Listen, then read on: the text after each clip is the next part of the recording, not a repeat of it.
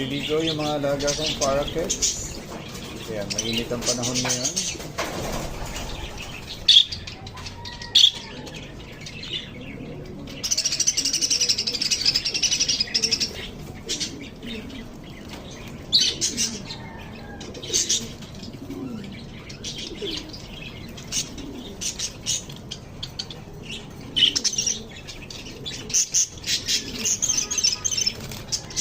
Nakakatuwang mag-alaga ng parakeets.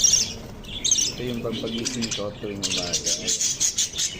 Napakaingay nito. At napakapining ng puno nito. Sarap sa tinga. Mag-alaga na rin kayo ng parakeets.